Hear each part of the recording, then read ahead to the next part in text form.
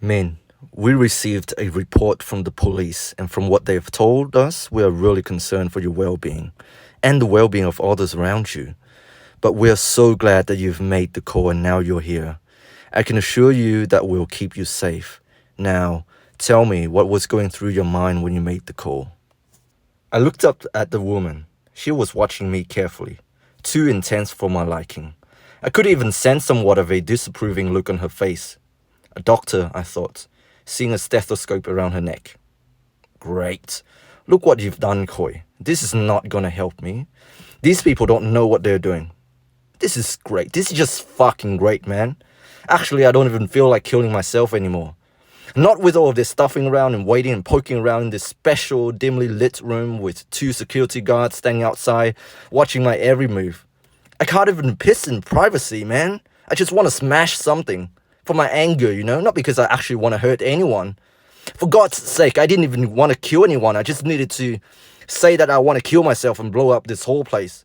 But I'm not a threat, I swear. I am totally incapable of doing anything with my life. I even failed at doing the one thing that I set out to do tonight. I was going to end it all. But these people just don't get it.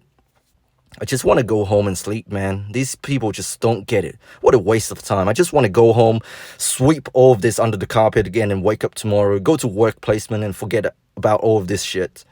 At least work will keep me out of my mind. It's a distraction, alright? Anything to temporarily forget about my pathetic existence. Anything will do at this point beside this. Whatever this is torture. Why do these people want to know so much about me when they're clearly not going to help me? They just want to drug me up, cancel my visa and deport me back to my homeland. I'm a failure. These are the thoughts that raced through my mind that night. The night that changed my life forever. Or perhaps I should say, the night that my life started again. At 20 years of age, I was living away from my family on this little satellite island of Australia called Tasmania. My grandfather passed away last year. It was the first time anyone ever died in my family, and so this event really changed me. I was studying at uni at the time. I had one or two friends, but I felt like no one really understood me. All of my classmates were either women or old folks. Not that I'm against women or old folks or anything, but it's just the fact that everybody kept to themselves and in their own cliques. No one reached out. No one invited me to work with them on those projects. Actually, it was also my fault. I didn't reach out also. I was shy and timid and was trying so hard to fake being an outgoing person when I don't really like all of this attention. I guess we were all waiting for that other person to reach out first. I guess I should have reached out because I needed them more than they actually need me. I was struggling. I liked being alone, but I hate feeling lonely.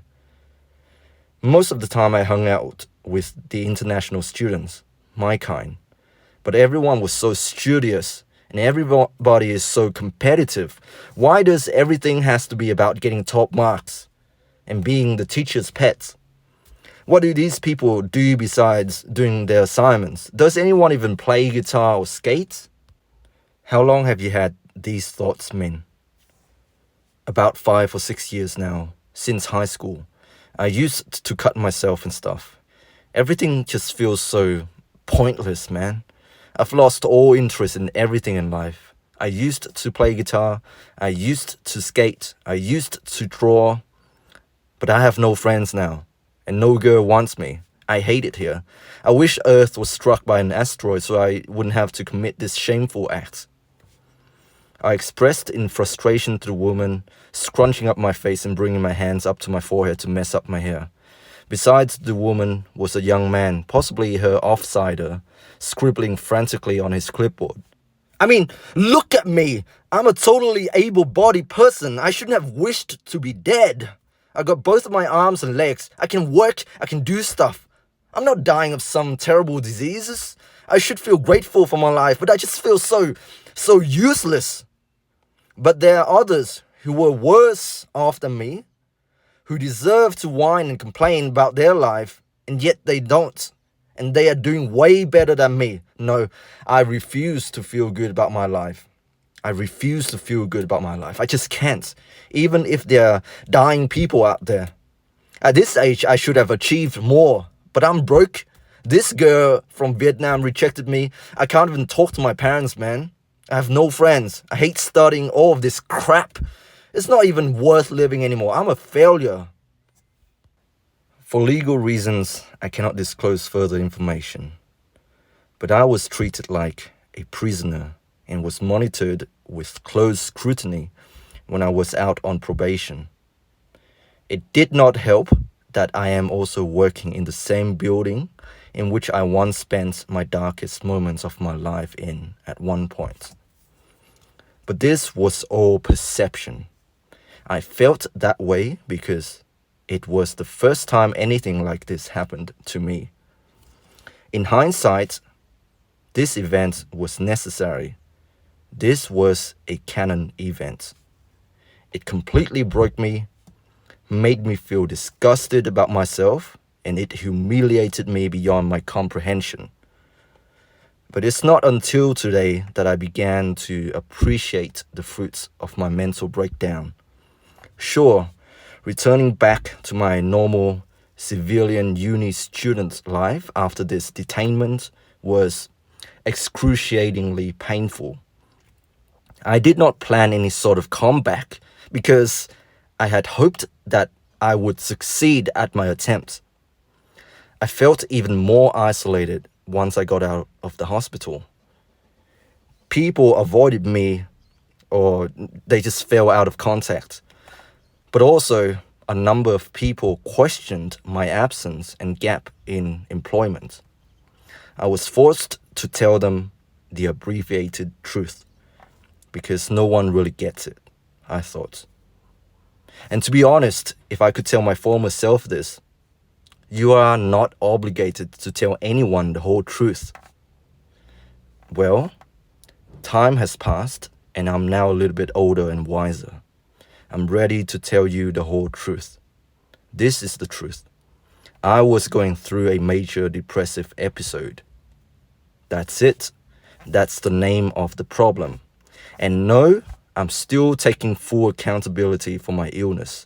Even if depression, this thing, does affect your ability to think clearly, it is not an excuse for me not to do whatever that is in my power to get myself better.